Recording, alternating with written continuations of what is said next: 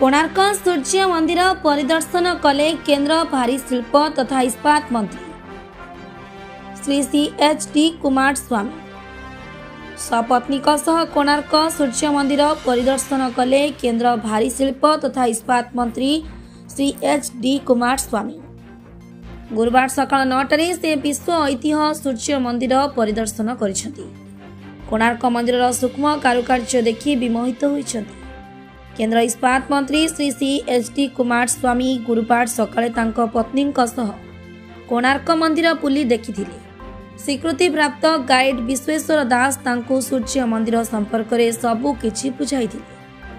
शेषरे व्याख्यान केंद्र परिदर्शन करी केंद्र मंत्री पुरी फेरिथिले। एक गस्त समय कोणार्क पर्यटन अधिकारी अमिय कुमार सेठी प्रशासनिक अधिकारी प्रमुख उपस्थित थिले। प्रशासन पक्षरु कड़ा सुरक्षा व्यवस्था ग्रहण करा जायतिला। काकटपुर ईश्वर महाराणा रिपोर्ट सबुदिन टीवी।